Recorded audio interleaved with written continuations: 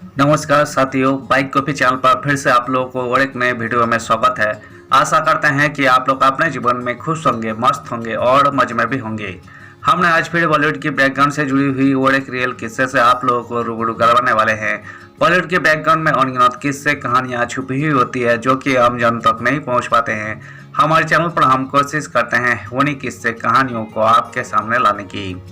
तो चलिए कहानियों पे चलते हैं, शुरू करते हैं बॉलीवुड की बैकग्राउंड से जुड़ी हुई छुपी हुई और एक नए किस्से। कजन से शादी, फकीर से गाने की प्रेरणा। भारत विभाजन ने कुछ यूं बदली मोहम्मद रफी की जिंदगी। मोहम्मद रफी एक फकीर की आवाज के इतने कायल थे कि उसके गाने के पीछे चले जाते थे। एक दिन उसने उन्हें आशीर्वाद दिया कि बहुत आगे जाओगे। उन्होंने जब सिंगर बनने की इच्छा जताई तो पिता ने यह कहकर मना कर दिया कि मिरासियों का काम है। फकीर के गाने ने किया मोहित। मोहम्मद रफी के बेटे शाहिद डायरेक्टर उमेश शुक्ला के साथ मिलकर अपने पिता की बायोपिक बनाने का प्लान कर रहे हैं। विक्की लालवानी से बातचीत में उन्होंने बताया कि इस फिल्मों में उनके पिता की जर्नी होगी।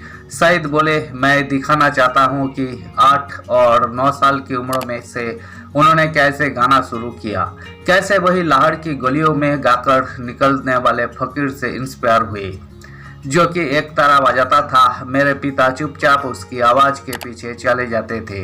एक बार फकीर ने पूछा कि वही उसका पीछा क्यों कर रहे हैं।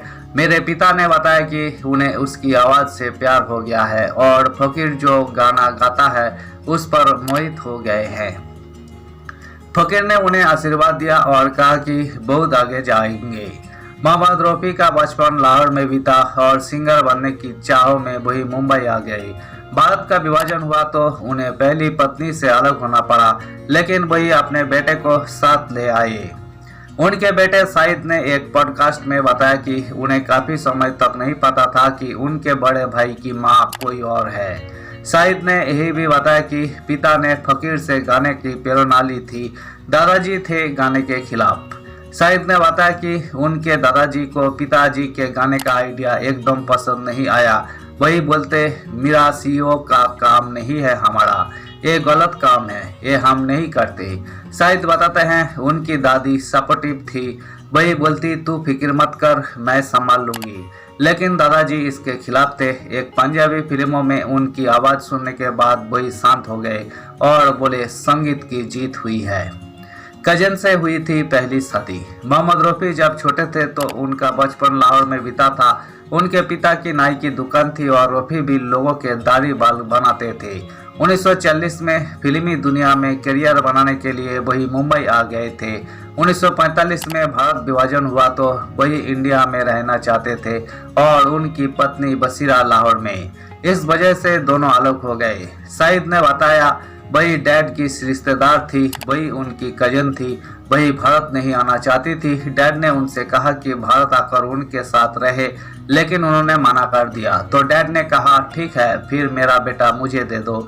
शाहिद ने बताया कि उन्हें काफी बात तक नहीं पता था कि उनके बड़े भाई की माँ कोई और है। शाहिद बोले, मेरी माँ उन्हें ज्यादा प्यार करती थी, वही हम 7 भाइयों में से ही थे।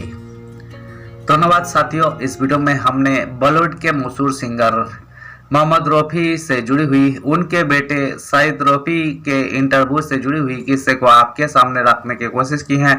उम्मीद है दोस्तों वीडियो आपको जरूर पसंद आई होगी। वीडियो पसंद आए तो लाइक कर दीजिएगा।